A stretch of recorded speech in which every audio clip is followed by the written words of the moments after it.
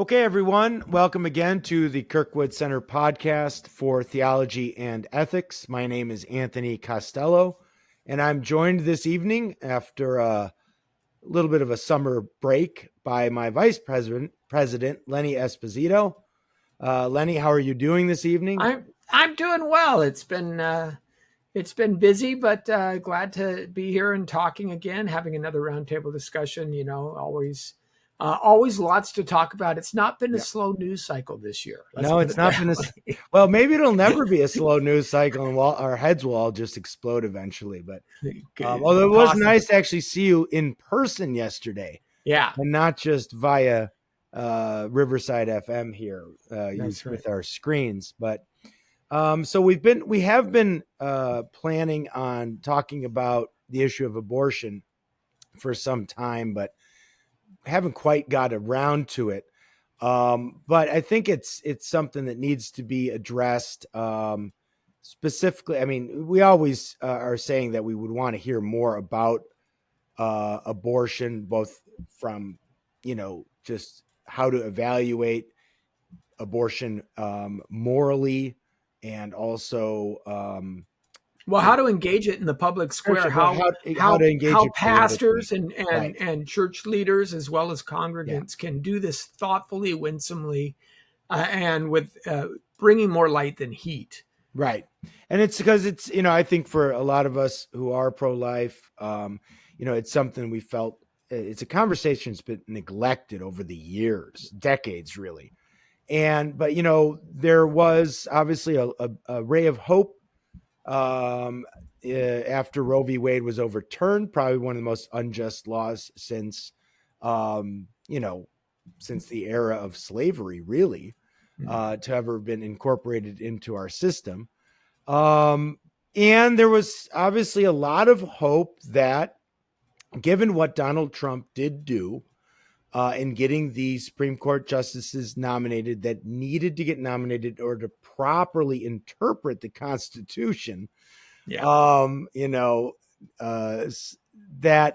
if Trump were to get elected again, that we would continue to have a fairly robust pro-life platform over the next 4 years. However, and this is going to be the start of our discussion tonight. However, very recently, in the last week or so, there's been a few comments by both Donald Trump and his vice presidential pick, J.D. Vance, has backed this up, that were something like a national ban on abortion to come across his desk, it would be vetoed. And Vance re-emphasized that in an interview. And there was also a tweet, and it wasn't it was just a tweet. And we do know from experience not to validate every Trump tweet or consider it as sort of definitive. But there was a tweet that was on Trump's X page that said something like, my administration will be great for women and their reproductive rights. And a lot of social conservatives like ourselves and those who probably follow this podcast were upset about this. I think a lot of social conservatives, pro-lifers, feel that pro-life community and social conservatives are the backbone of the RNC to begin with. And it's been a plank in the platform for some 40 years. Right. And a lot of blood, sweat, and tears have just been shed over the decades, and the enduring of not everything from ridicule in society to outright now imprisonment. Right. The grandmother who just was guilty. So there are I think, and I keep referencing that the 11 or so pro-life activists, I believe all Catholic, but I'm not sure, who were sentenced earlier this year, I believe, to up to 11 years in prison. And then, we also hear stories of pro-life activists getting their houses getting raided by the FBI, at gunpoint, and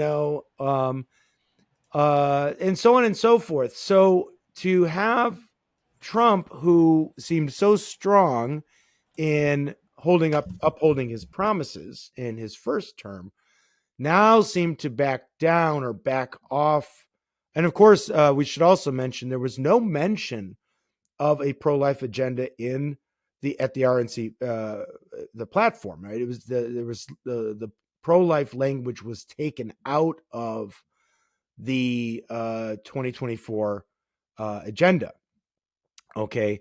So there's a lot there, which is now this is throwing us a little bit even further into confusion, because we pro-life Christians, although again, I do question the status of people who call themselves Christian, but waver on the pro-life issue. I do question that. Could be one of ignorance, I suppose. But for a lot of us now, we do feel like, okay, there have been people who've been criticizing us for voting for Trump because we're one issue voters, right? And then we felt vindicated. One felt vindicated after the Dobbs decision. But now it's like this is sort of being wagged in front of our face, like, see, we told you so. This guy's just, and not that any of us believe that Trump was some super strongly he's no paragon of moral virtue. Yeah, That's not who we hold him up to be, or even consistency for that matter. But again, this does feel like social conservatives have been thrown, or are being, or at least in the process of being thrown under the bus. Now, one thing we probably should point out before I turn it over to you a little bit here is we don't know a lot of things, right? There's always an epistemic distance from what is really going on behind the scenes, what conversations are being had, what promises are being made. One doesn't know everything that's being said. But of course, what it does look like is that publicly there's this drawing back from any sense of being principally pro-life. And that looks to be, to us, something like, well, either we just trying not to lose votes, but at the same time, in removing language from the platform, in walking back comments, or in saying things, walking back promises, or in saying things on Twitter that seem to affirm reproductive rights, which we know is just a euphemism for killing babies in the womb, that, this looks like just a move to a more left of center view on abortion in general. So it puts voters, Christian voters, conservative Catholics, evangelicals, in that much more difficult of a place than we already were, given that, we know that Trump is not our ideal candidate to begin with. Most of us having probably voted for or would have voted for DeSantis or somebody like that. So maybe the first question to ask is what do we do with our vote in a situation like this? Do we start to rethink whether or not voting for Trump is the right thing to do? I think we have to analyze. We're in. I think we have to analyze what the options, what the motivations may be, and there are more than one, so we can properly diagnose how to approach this vote. So there's so much here, and it's sometimes it's difficult to unpack. Let's first take the assumption and idea of what we saw in the previous Trump administration and what we're seeing now, or at least what's being signaled vocally. In the previous administration, we seem to have a very strong press to get Roe versus Wade overturned.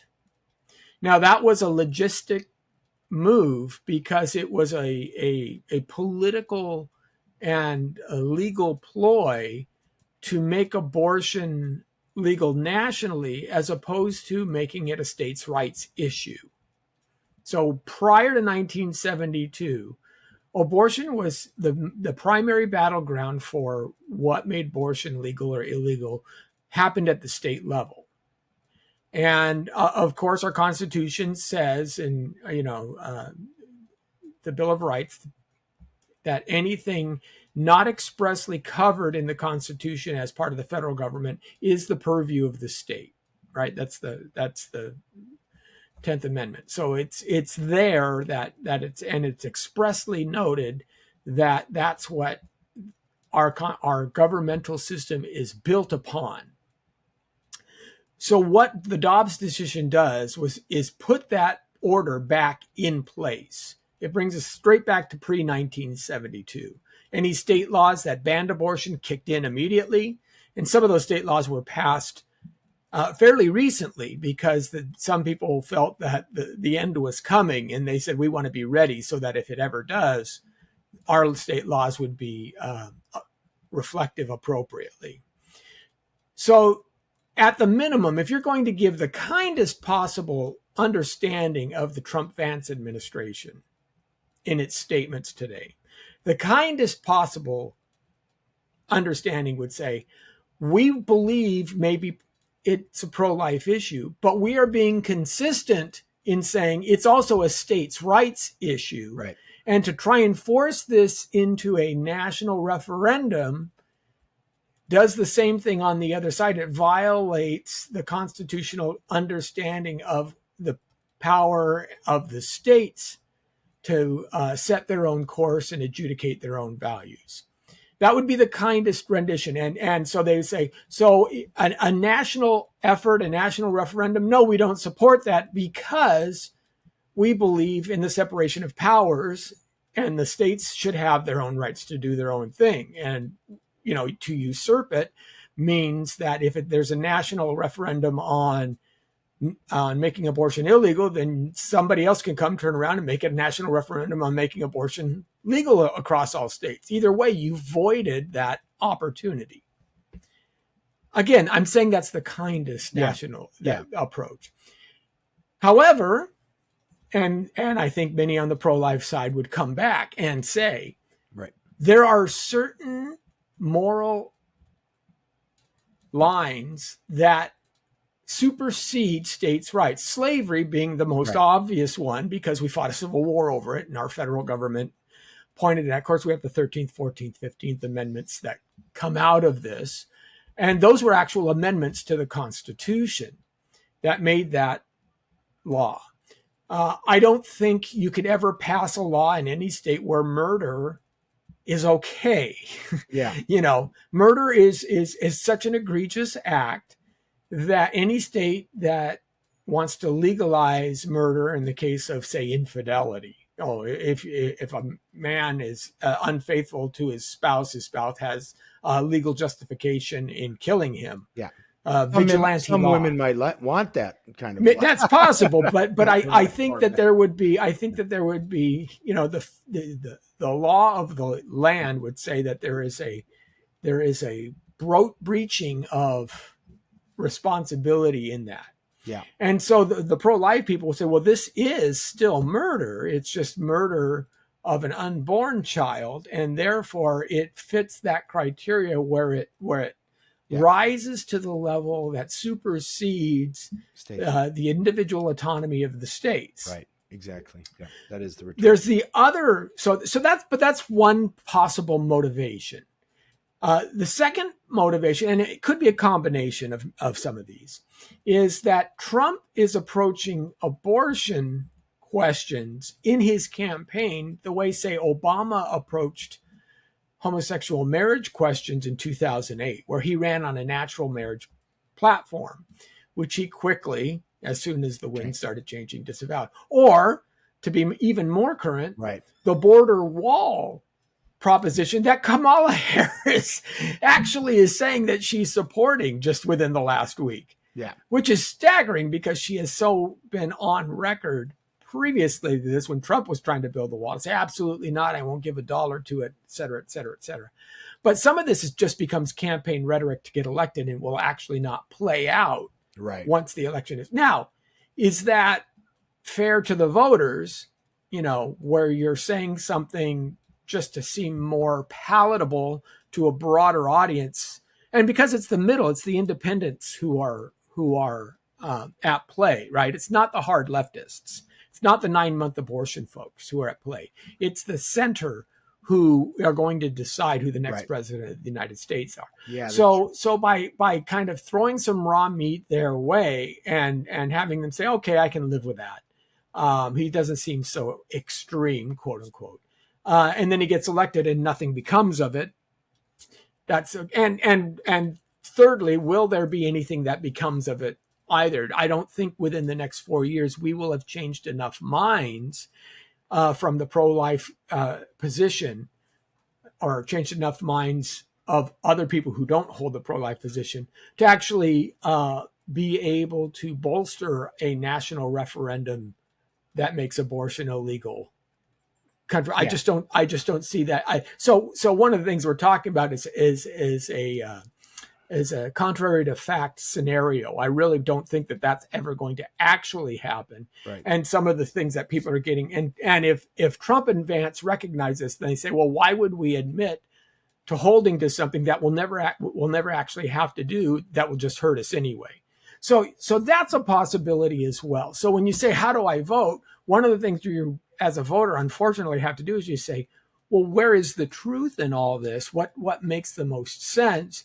And how do I distinguish it? Because our values matter. And the idea that abortion is the taking of an innocent life, I think, is an appropriate understanding of the procedure. It is primarily one that we've seen for most of history. Even in Deuteronomy 24, it reads that if you punch a woman who's pregnant and it causes her to miscarry, then you actually owe a debt to the individual. And of course, we have laws also on the books that say if you're a drunk driver and you crash into a pregnant woman, you cause her to lose her, or if you're holding up a store and stab a woman or shoot a woman, it causes her to miscarry. Those are murder charges.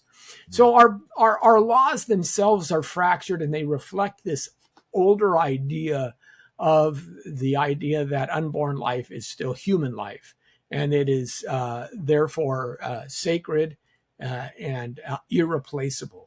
And we have to approach it that way. So I believe that. But when we're talking about politics, all of a sudden it gets murky because we start moving 2 steps away from the philosophical concepts of it into what kind of laws do we want. Right. And that's where we have to be careful. Now, did Trump and Vance misstep here? I think they did. I think in making these statements so boldly and so loudly, and maybe not explaining. They did try to say states' rights. I've heard him say that this belongs part of the states. But I think that one of the things that they are doing, because they're banking on the fact that there's nobody who's really a strong conservative who's ever going to vote for Kamala Harris. Right. And so they're banking on that. It might actually be reasonable for them to do so. Yeah, and they're holding to that so that they can try and attract the middle, and it sells a good game. Although it one thing that might be disappointing, even as they talk about states' rights or banning it, or vetoing a national ban, things that maybe just seem too Pollyannish, pie in the sky. There's still, you could reinforce that with some kind of talk about the value of the unborn child as well. And I think the concern is that also we're not hearing enough about addressing the person in the womb as well. We're hearing about what we won't do, but we're not hearing about, even if you don't want to say what you will do policy wise, not at least addressing the philosophical issue of the value of human life in the womb, avoiding that, downplaying it, not talking about that, I think is also disconcerting because it's the lack of articulating a positive vision for a culture of life, right? Which is still a deep, that's a problem in the Republican and conservative sort of platform in general. People, is just, instead of articulating a positive view of life, right? Inspiring people to the better angels or their nature or whatever. It's only about kind of what we won't do. And, and it's still almost always about the mother and the circumstances and situations of women's rights and women's health, and not nearly enough about the value of the child, right? So you would still want to continue to press on that, Yeah, because if hearts and minds are going to be changed, we right. have to keep emphasizing and talking about the person in the womb, right? And Whose rights we are have to being say denied things like fundamentally. there are certain states. I mean, there are certain things that are simply just right and wrong. And just because something's legal doesn't make it moral. I mean, if you go back and look at the civil rights movement in the 1960s, again, here's another example where you had many states who had specific laws, and the states are able to garner separate but equal classrooms and things of this nature. Those all education decisions, all those, they'll fall within states' rights. But there was something that rose to a level above and beyond Yes. what that meant. Yeah. And there was a need for it. But it didn't happen overnight. Yeah, you had some federal laws passed, but you had to have the Martin Luther Kings and the "I Have a Dream" speech in order to get to that point. And so you are right that I think one of the things that that Trump and Vance need to do is to say we value the Yeah. baby in the womb. We do. Right. Anyone who's had trouble with having conceiving a child and then has a child knows that's something precious. Any expecting mother knows and understands that. And but Let Trump me is an here. interesting individual in the fact that Yeah. his personality is built in such a way, and we saw this with the Project 2025 reaction, where the Heritage Foundation, who were the same guys who basically orchestrated and helped him pick the lineup of possible Supreme Court justices that got Dobbs Yeah. decided to begin with, right? They said, okay, well, we've got a dream list. And again, this is kind of a parallel path. Here's our dream list. Here's our wish list of what we would love to have. And every think tank on both sides of the aisle does this. Here's Yeah. our, I have a 1-year plan, 5-year plan, and a 10-year plan. Here's my shoot for the moon 10-year plan ideas. And this is probably a lot of what Project 2025 entailed. But unfortunately, nobody talked to Trump first. And if Trump thinks it's not his idea and somebody's trying to force him to say something that's not his idea, then he comes back on it hard, viscerally, and he rebels against it because he doesn't want anybody putting words in his mouth. And I think what's happened here is similar to what's happened with the Project 2025 initiative, whereas he hasn't sat down and necessarily thought through everything all the way. What he heard was somebody saying this Yeah. about him, some voters reacting negatively, and he says, wait a minute, I'm going to stop this right here because I didn't say it. Yeah, Um, that's a good point to make. And let me I'll quote here an article that we'll link to that was in the Wall Street Journal recently by a pro-life author and activist named William McGurn. The article is entitled "Confessions of a Pro-Lifer," and he makes a similar point that you just made. And he says, and I quote, "Pro-lifers understand that what is most needed is a culture of life, Absent Right. that, laws and Supreme Court rulings make for a brittle foundation. It is simply too much to expect an ordinary politician to parse the complexities of abortion, not least the real hardships the denial of abortion can bring, and then in the face of a hostile media looking to trip that politician up at every turn, deliver a public and compelling defense of the unborn. It is harder still when the pro-choice side holds the commanding heights of the culture and even the pulpits are timid, end quote. A wonderful paragraph, just also in the sense of style as well, where, McGurn points out it's very difficult for these politicians, A, to even grasp the philosophical component of the ethical component of abortion. Then the realities, the economic, the fiscal, the psychological and emotional sort of realities that surround any particular abortion, right? Then when you're trying to do all that, grasp it in the abstract, understand the concrete nature of it, even the medical side of it, you already have a hostile media who's looking to trip you up at every single thing you say, That, right? and Because that's a they're big dug piece. in on this issue, because it's, as we know, it's basically religious for the left to have abortion. It's sacred to them. And then, he also ends with saying, and the left has he calls it the commanding heights of culture, entertainment industry, sports. I mean, the whole industrial entertainment complex is leftist, for the most part. And then he ends, I like this line. He says, and even the pulpits are timid, right? And it's true. I mean, it's true. It is just rare that we speak about, anybody will preach, certainly on Sunday, about the evils of abortion. Occasionally you'll hear it, but it's very rare. And then, as Megan Basham has put out in the book, and I haven't read the book, but I know you are.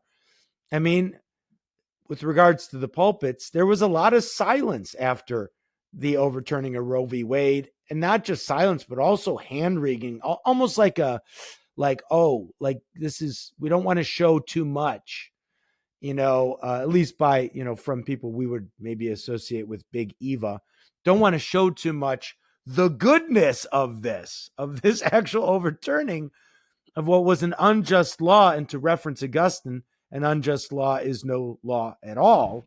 That's Right. where Martin Luther King Jr. got it, by the way, in case anybody cares to know. It's in Augustine. And then Aquinas, of course, as well. Aquinas expounds on that. But this brings up a little bit more of a philosophical issue. And I wrote an article, it's on our Substack, about 3 different approaches to ending abortion. And I think McGurn here, as you just said, look, just having laws alone and Supreme Court rulings, he calls it a brittle foundation. You need to cultivate a whole culture of life.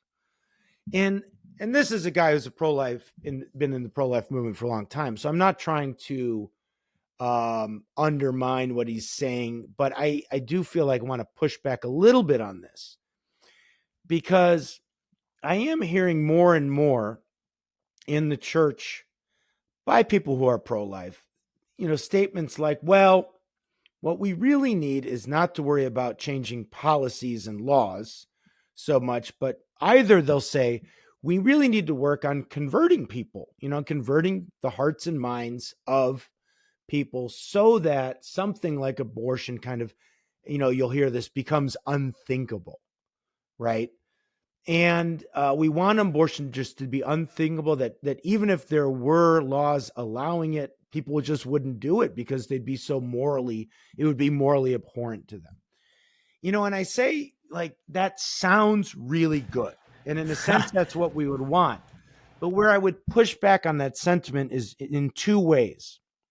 One is to say, look, the issue is simply too urgent to wait for the conversion of hearts and minds. We would not say something like that about, again, to use the historical example, about slavery.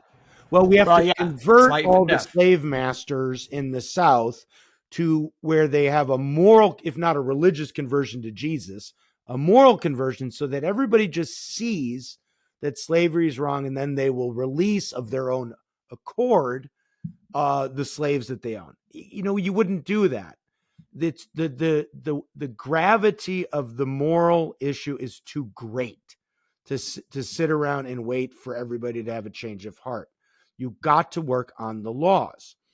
And the second part of that is, while we would want abortion to be unthinkable, part of the way I think, and this is going back to Aristotle, that abortion becomes unthinkable is because of the laws you put into place. I mean, Yeah. I really believe that it may sound simplistic, but I don't think so. The reason why so many people are complacent about abortion in our culture, even people in the church, is simply because it's been legal for so long. That's Yeah, it. I agree with you there. I would say that there are far too many people who believe because it's legal, therefore it's moral. And all we have to Yeah, do is look at the marijuana usage statistics to show right. that. So here's a perfect example of people. Oh, all the oxen free, right? It's legal, therefore it doesn't affect me. And to your point, there's a third part that you didn't mention in the fact that there is no universe in which the majority of individuals would become, or the overwhelming populace would become Christian, Yeah, and that right. thus No make, well, possible I world. mean, Right. even Jesus in the parable of the seeds, Right. 25% sounded pretty good, right? And that means 75% is not. Yes. And even if those 25% converted, it's not that they will be perfect Christians, because there is another aspect, there's another situation that is legal but immoral, adultery. Yeah. It's no law against it. Yeah. And when people say, well, it's legal, it must be moral, I say, oh, really? So adultery, Yeah. Now, how are we doing in the church with adultery? Have you Oh, ever read anybody? we just So had a conversation on that yesterday at so lunch, right? and this is How my that's done. point. This Yeah. is my point, that even if you convert them, that doesn't mean abortion goes away. And as you say, you can heal from adultery. You can be forgiven for adultery. The abortion is a permanent Act. outcome for a temporary problem. Yeah. Now, I think in terms of the philosophical versus the concrete, I think this is a big part of the issue, because it becomes really, really difficult.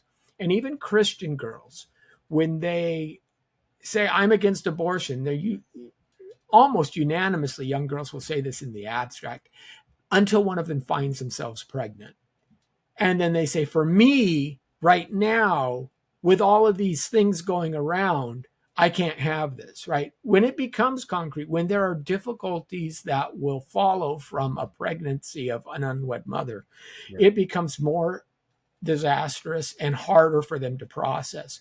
So, what we have to do is we do have to put the emphasis on the life of the child and make people care for the unborn baby the way they would care for a 6-month baby. I think Scott Klusendorf's approach of trotting out the toddler in any situation is the appropriate one. So Yeah. Klusendorf and Life Training Institute, what he says is, no matter what argument somebody offers for abortion, just put a toddler in place of the unborn child and see how well it works. See if they Yeah. would still stand up to that.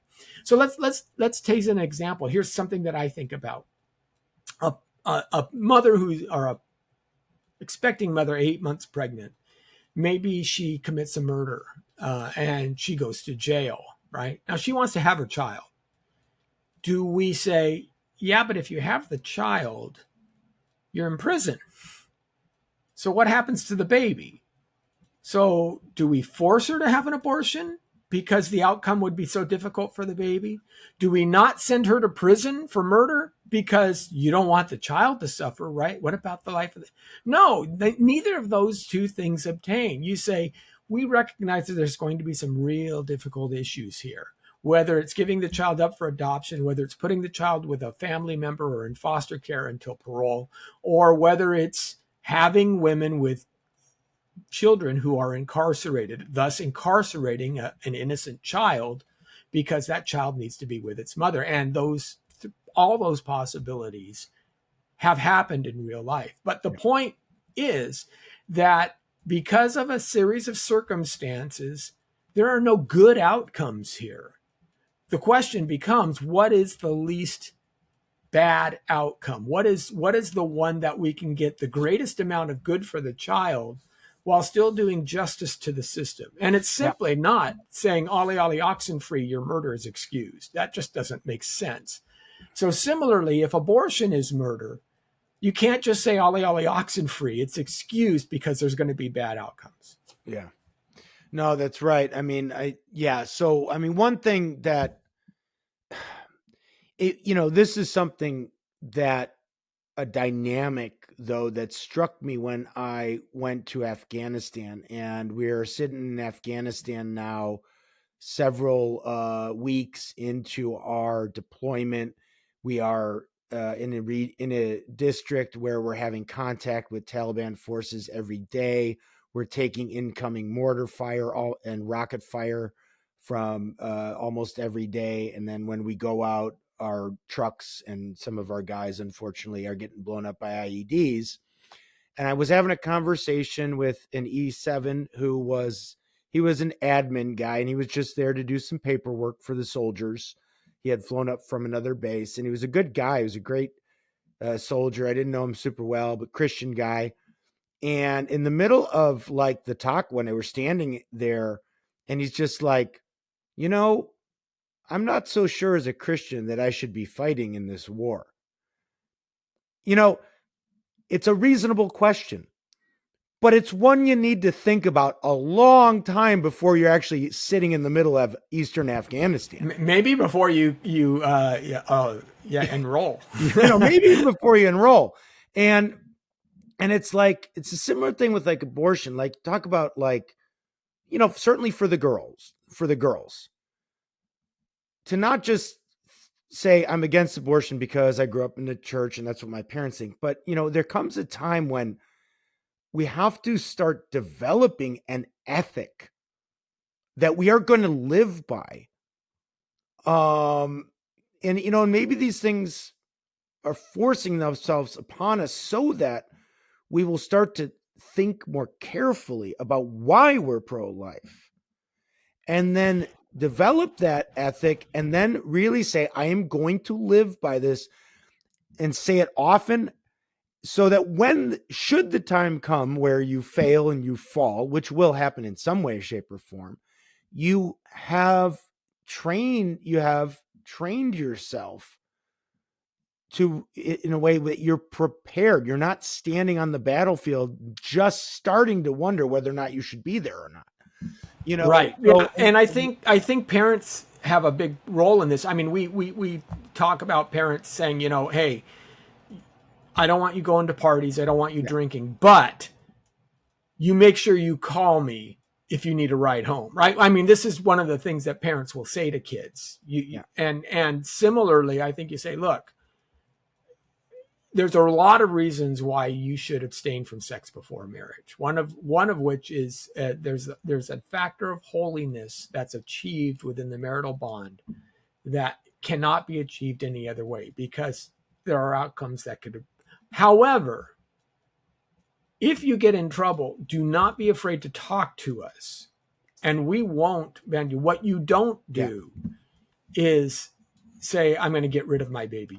We don't do that here. That's what we don't do. I would be more upset and disappointed with you if you got the abortion than if you. And I imagine that if a girl knows growing up that she has emotional support from her family, even if the worst things happen, that the chances probably go way down on that person actually having an abortion, right?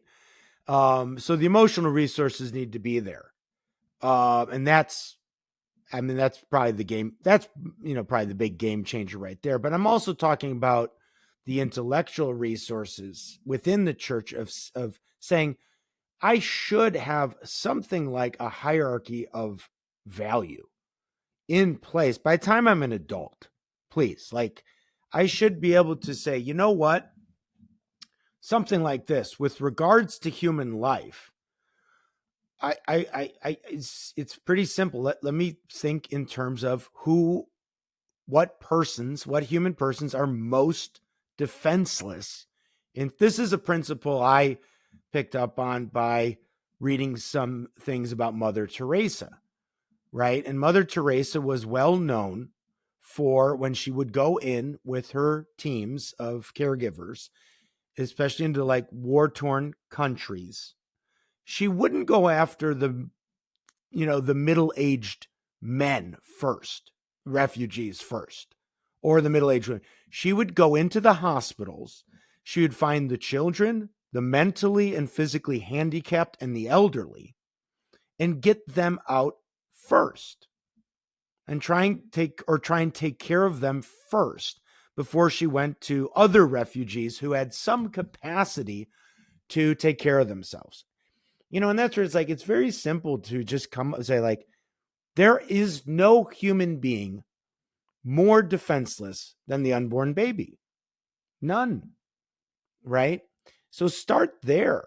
Can you defend the life of the unborn first? Then go down the ladder. And then, maybe the severely handicapped need to be focused on next, then the elderly. But, we want to talk about minorities and stuff, and this may sound harsh, and this is not to turn a blind eye to problems in the inner city, in Black neighborhoods where there's a lot of violence, or in white, rural areas where there's, drug issue, massive drug issues with fentanyl or whatever. But those are still adults that in some way have some capacity to make moral decisions and to do things for themselves, right? But when it comes to the unborn, we should all simply be able to say, these are the most defenseless in the society. What are you going to do with, what are we going to do? And that should sort of be ingrained, I think, in our minds, especially in the church. If we're going to talk about the marginalized and the defenseless and those there is no one more marginalized. It's just, I think we can do this in some creative ways. I think we can do this in ways that aren't necessarily too heady. For example, if you talk with any crisis pregnancy center, you will hear by far and wide the biggest game changer of the last 20 years in the pro-life movement. The single biggest game changer was 3D ultrasound. Full stop. That it was so stunning for scared pregnant women who came in and saw a 3D ultrasound. Regular ultrasounds are difficult to decode, especially when the fetus is small and it's hard to see what's going on. But 3D ultrasounds gives you a more vivid picture, and you can see the arms moving, the fingers waggling. You can see, hey, that's a baby. There's just no denying it when you look at it. And it became so significant that crisis pregnancy centers started buying these 3D ultrasound machines en masse. I mean, they were in almost every clinic that could afford them because it was simply a big game changer. Wouldn't it be interesting if in our churches we would be able to show some of that? We would be able to show, hey, here's one of our, maybe you have a parishioner who's expecting. Yeah. And you say, we love this. Can we show your 3D ultrasound after a couple of weeks, to our youth group? So they tie that image to that individual, and they say, well, that, they get it, right? And so you don't have to go to what now you say, well, you see, that's a person. And there's all kinds of things that you see where you have befores and afters, where in utero they're sucking their thumb. Or my son, actually, we have an ultrasound of him holding his ear and like this in utero, and he did that forever as an infant and as a child, right? It was just a thing that he did. You say, notice the consistency in that.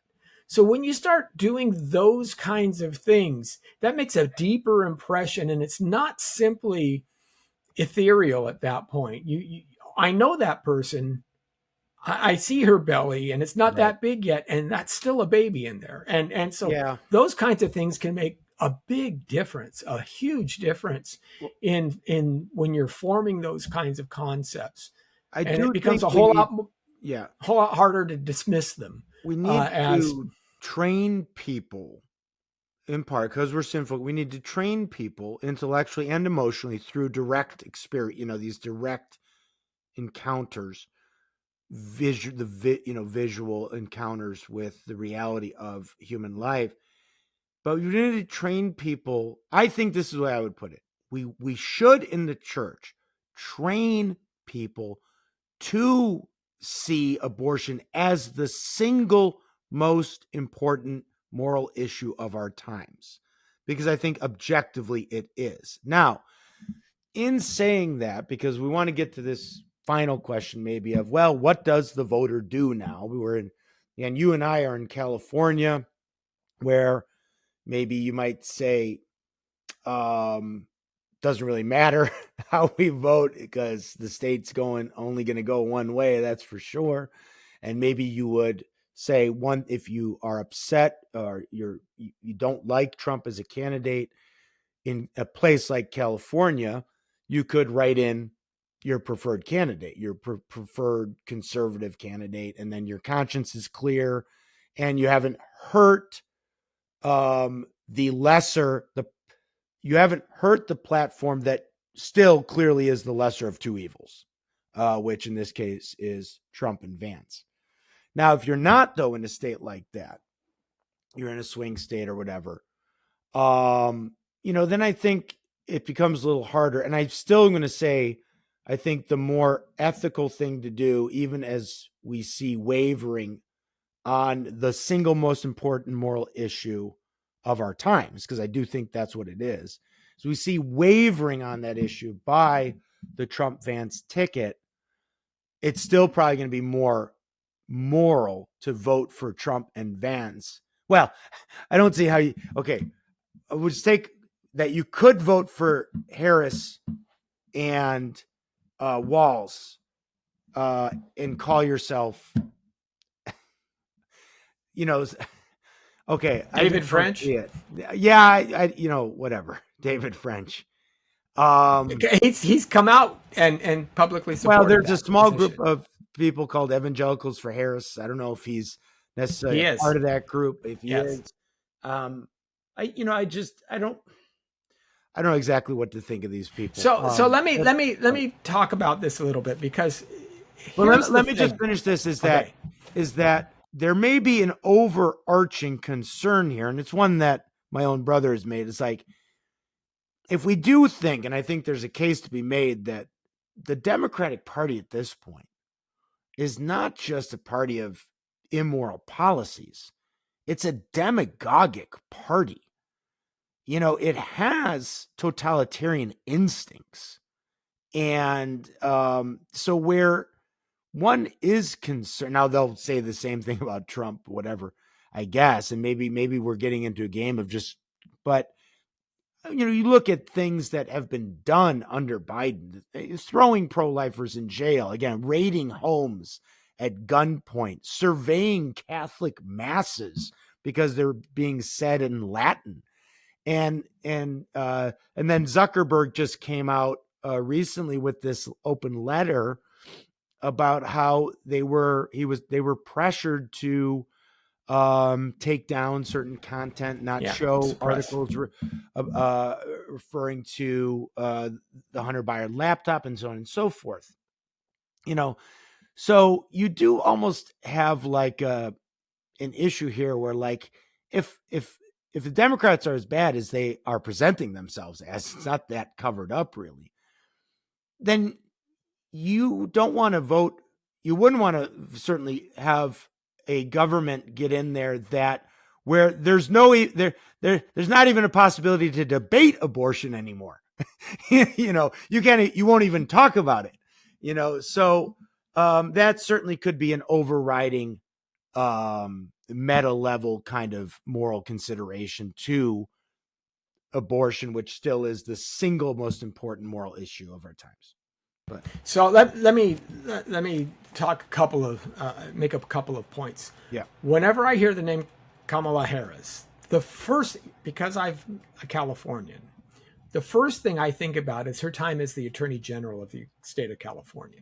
That's the first thing I think about. Because if you remember 2016, 2017, there were a series of exposés on Planned Parenthood that a group of young bloggers did, led by David David Daleiden. Yes, that's right. David David, Yeah. who undercover video showed how abortion clinics were selling body parts, which is completely illegal. Now, this shouldn't surprise anyone that people who are involved in certain illicit acts like abortion would be involved in secondary illicit acts as well.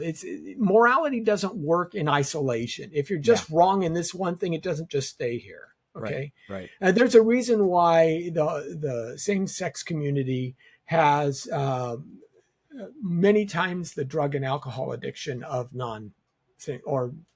whatever, pick your poison. But the reason why I bring it up is because Kamala Harris, as the Attorney General,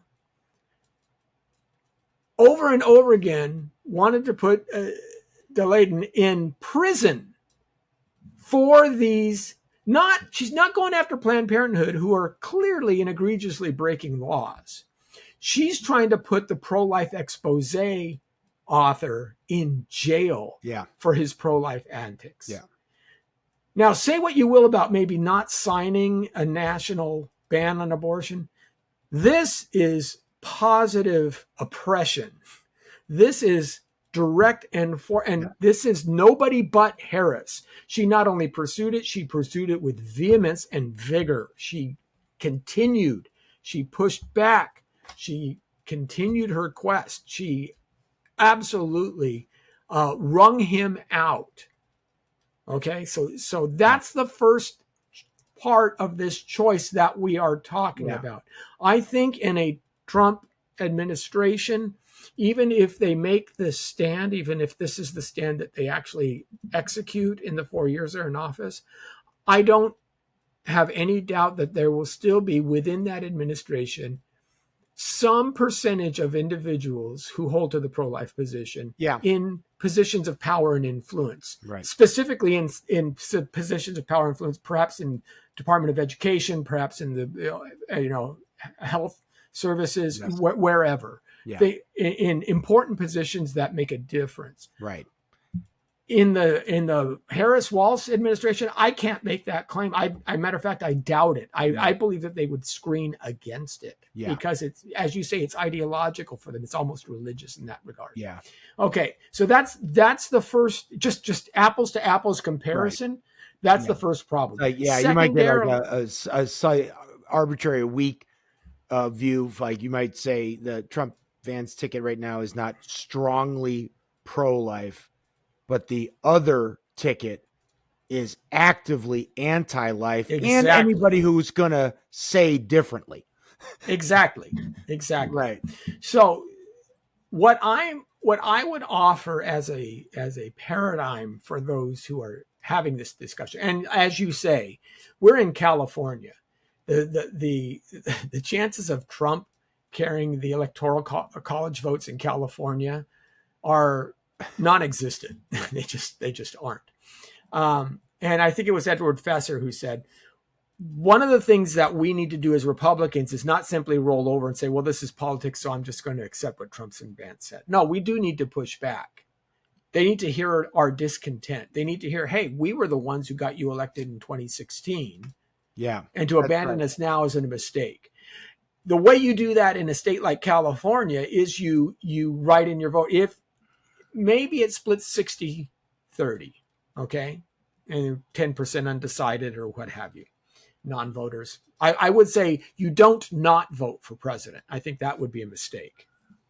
But if you write in a clear pro-life candidate, like a DeSantis, like even if you put Lila Rose's name on the ticket, Yeah. you know, I might do that.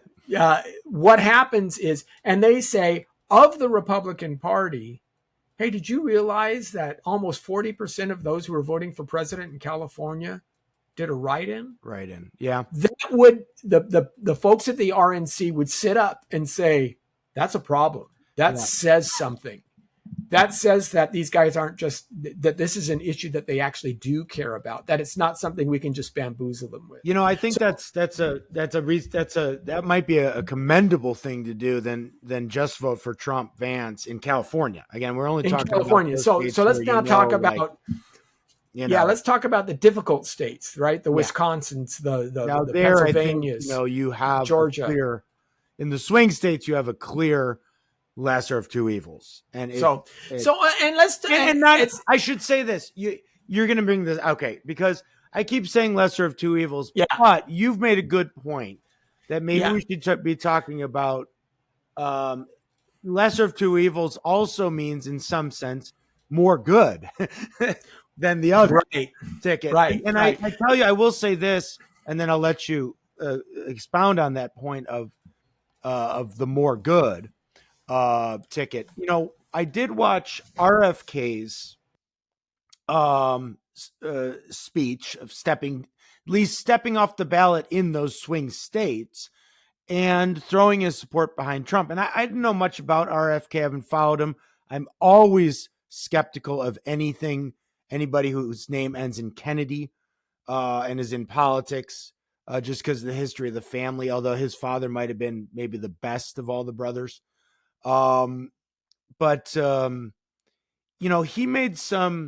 He really did seem to be a guy where, at least with regards to this issue of chronic diseases and disease in early childhood diseases and how that relates to maybe our food processing and everything.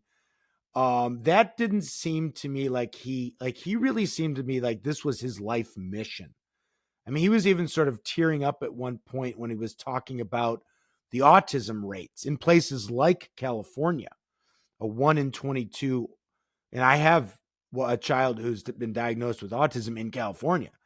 And then also things like early onset of liver disease in young people. And so in supporting Trump, and maybe, he was kind of saying, if there's an administration that just gives me the opportunity to continue working on those issues and we can solve those issues, and he really believes that we can solve them, then that is a good for society that should also be promoted. And I would say, I would be hard pressed to find, and he really spoke, at least of children outside the womb, in very, what I would say, committed tones, right?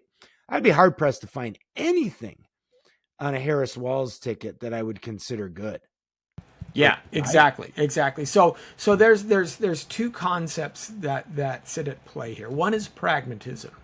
And I think Trump, Vance are being pragmatic in their statements on no national abortion ban. Now, all pragmatism does is deals with the moment. I want the immediate outcome of, so what's the best way for me to immediately get this outcome? I do this.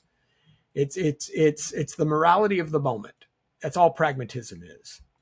But the Christian is not supposed to be pragmatic. He needs to look to a future, and he needs to be wise as serpent, but gentle as doves. So this is the command that Jesus gave us. What the ancients have known this to be is what we call prudence. It's one of the cardinal virtues. Yeah.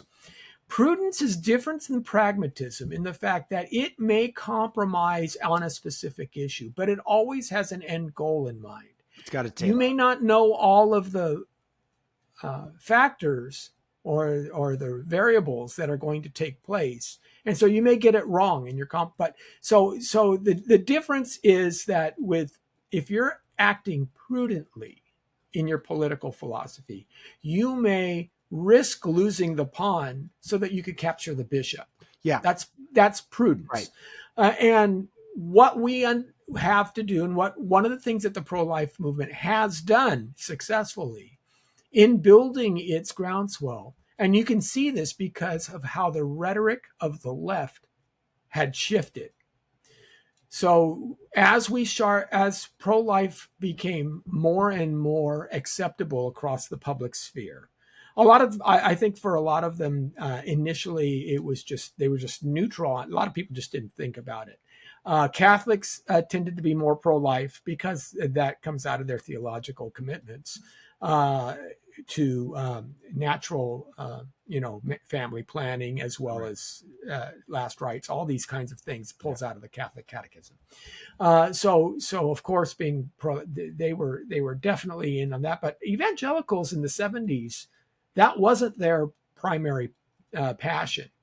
But as the concept of the Imago Dei that filtered down to the unborn, and the argument started to be both scientifically understood. Well, if it's not a human being, what is it? Different DNA, different, right, independent motivations, independent attitude. Right? What is it then if it's not a human being? It's got to be something. So all of these arguments came together, and evangelicalism started to support more and more the pro-life position. And then you start to sway the middle with some of these arguments, and to get more and more people. So where it became a really strong divide, 50-50 across the nation, more or less.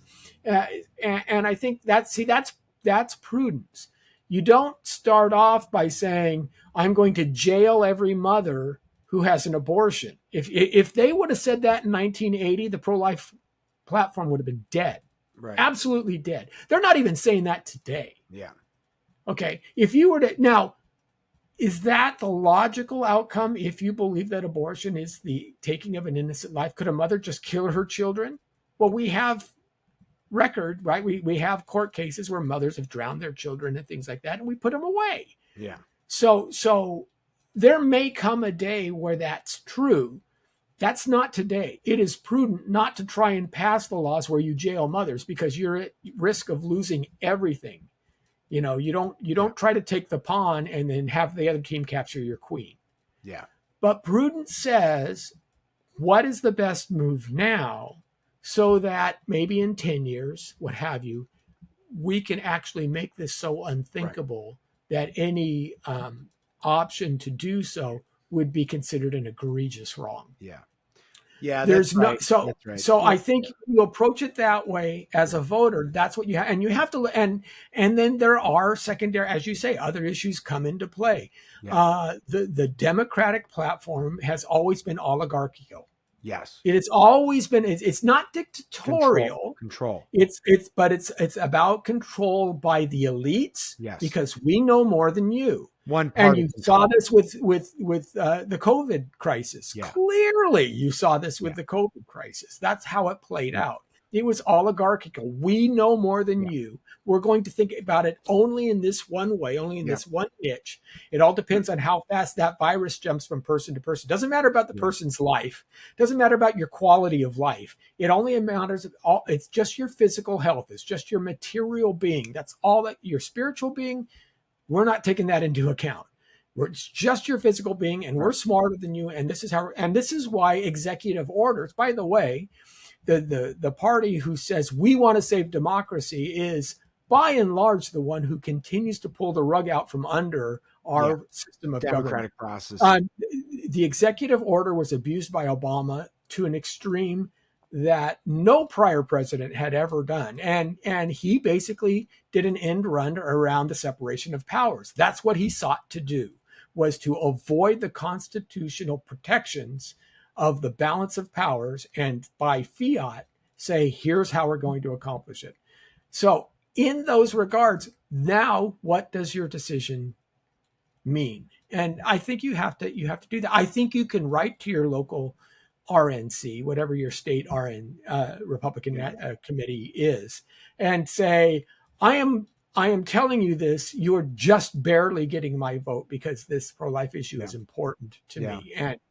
And I think that, I think that what it was, you got that from Phaser or whoever it was that made the point. Like, if you're in that deep blue state, you can make your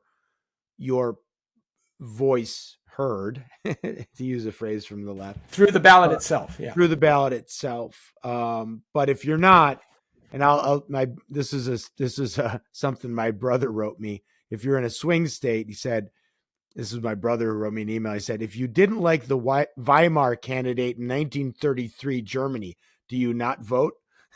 So Right. you only think about that. I mean, it's like, it's not even close in the sense of how anti-life the other ticket is, how actively anti-life Harris and Walz are. And as you said, the Democratic Party has become more and more over the years, not in the 80s, but more recently, and very quickly, it's the party of total control. It is the party that will turn our country into a one-party country, right?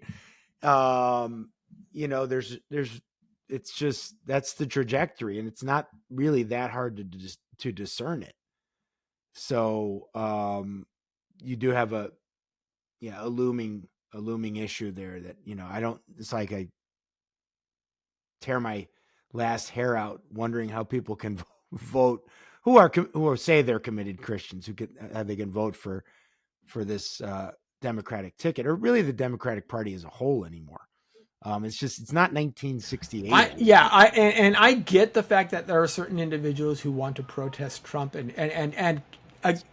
does character count in your candidate? Of course, character counts. If character was central to the Republican candidate, we wouldn't have this discussion today. I would question these people. What is your telos here? What is your end game?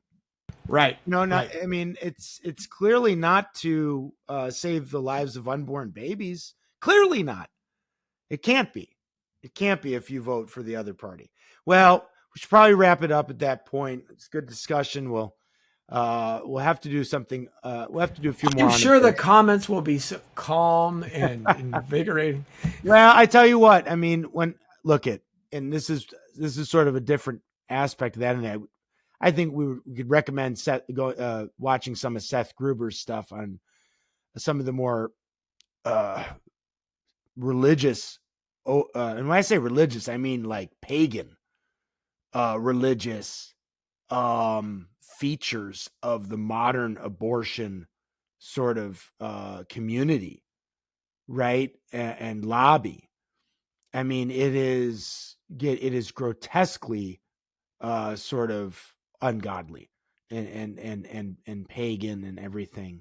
Oh, just look at how the Planned Parenthood directors were laughing at the lady when they were talking to him about selling these parts, and I can get this, and I can, that's a perfect liver, and I just grab it, and it's not a problem. I'll just, and they did it with glee. It was. So I mean, if there's a center out there that is still sort of wrestling and they're on the fence and they kind of feel abortion's wrong, but they still think that they should be pro-choice for other reasons, fine and good. But the extreme that just sees abortion as some kind of, I don't know, like sacred right, that's a growing number of people in this culture. It's that sort of depraved view of where there's almost a delight in the destruction of defenseless human life. And again, I would reference some of. Well, I think they use that as a shield many times as well, because you just can't deny it anymore that it's a child. So, all right, Lenny, good talking to you. Yep, always. See you next time. Okay.